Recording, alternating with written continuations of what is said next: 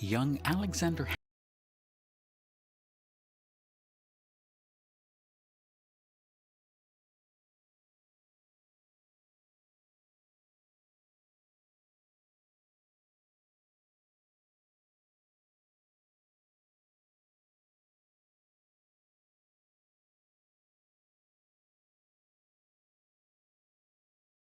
dreamed of elevating his status through the engagement of war. As captain of New York Artillery, Hamilton was noticed and honored to become aide-de-camp of General Washington. After the war, Hamilton crafted his ideas into the U.S. Constitution and Federalist Papers. As Treasury Secretary, he further united the states through a strong central currency. Experience Alexander Hamilton live.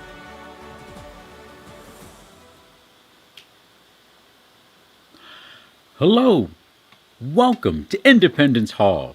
My name is Alexander Hamilton, and it is my pleasure to welcome you back to a room that has witnessed the change of epochs, the change of periods, the changes of time. In this room, in June of 1776, the early founding fathers fought for the ideals of democracy at the peril of their lives and their fortunes and of their country's freedoms, as they debated breaking from the mother country that we all loved so much, the king, who was our king, and we were their loyal royal subjects. But we made the decision to fight the world's largest empire, to go it alone, as there was no other country in the world that would help us. But we decided to declare our independence on July 2nd, 1776. And then on the 4th, when those brave men signed their names affirming their decision from 2 days prior, they were signing their death warrants, as these were the men that must be captured in order to quell this rebellion in the colonies. But prevail we did. I took part in most of the war outside, but communicating at the field of battle, but communicating with this very body. As aide-de-camp of General George Washington, I was his pen. I was his ear. I translated what he wanted and tried to foresee other eventualities and try to help as best I can. But this body at that time,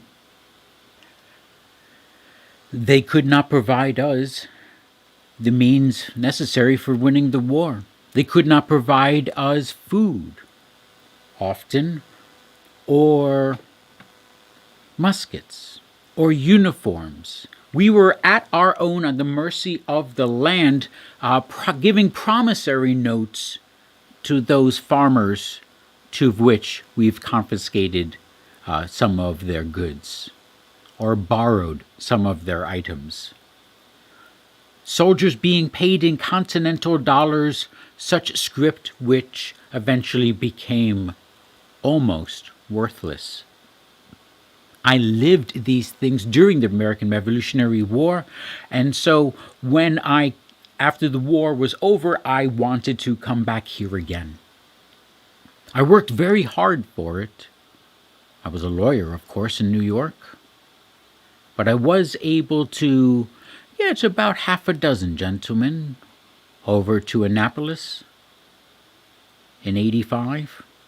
It was enough to realize that we have much to gain from working together.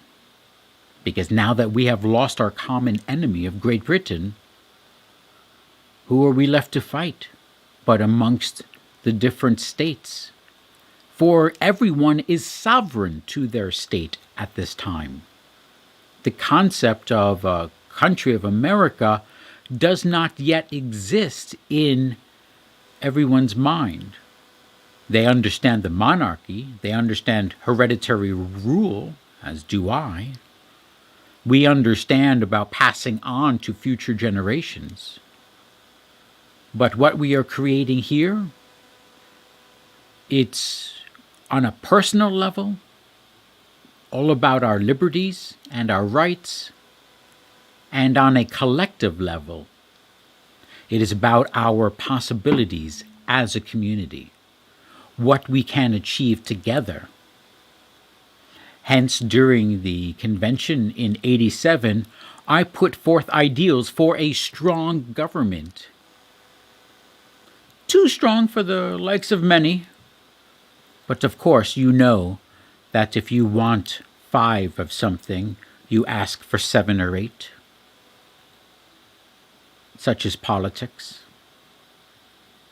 But nonetheless, look at where you are now. We are the world empire. The dollar that I've helped to create is the world trading currency for most commodities of the world. The ubiquitous of the dollar is unparalleled and unmatched in all of our times. Well, your times, to be more accurate. Nonetheless, during the Constitutional Convention, when we finally came up with our grand plan of which rights we can take away from the states in order to give to the federal government, for obviousness, you cannot split a right between the two. There shall always be gray, though, we know. But the 4 pages which are on the wall over yonder created a flexible system, a strong system, a balanced system, a system that appreciates the changes of ages and understanding which affects culture and life. For us, this great change was, well, really, we went through so many. Time was going so fast in the 18th century. Maybe hard for you to appreciate that. Take Benjamin Franklin, who sat just yonder. He saw the first peaceful transfer of power, or I should say, saw the creation of the government for the first peaceful transfer of power. He was here during the Constitutional Convention, laying his ideas, his weight, his influence, his wisdom. The sage. One of his early teachers was Cotton Mather from, as you may know, the Salem witch trials of 1692. And so to have a man who's lived through such hysteria be the teacher of Benjamin Franklin, a man who in his life he starts to convince us to understand that we can harness nature powers previously given only to God.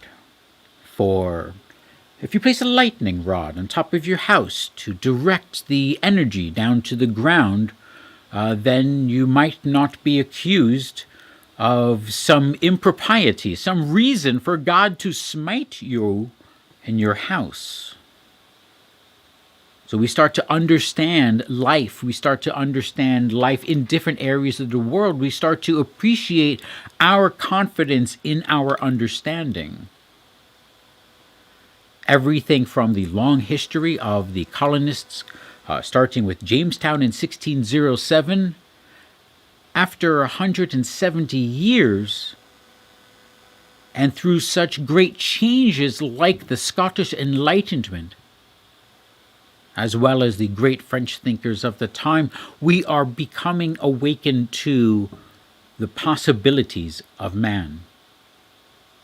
Of course, in the 18th century, the possibilities of man is highly restrictive, but one easy level that you can get up to, easy, I'm referring to easily distinguished level, is if you can vote. Because only if you vote does your voice as a person actually matter in the affairs of your community. Of course, you could always say something, but when it comes to making the decision, you're not involved unless you can vote.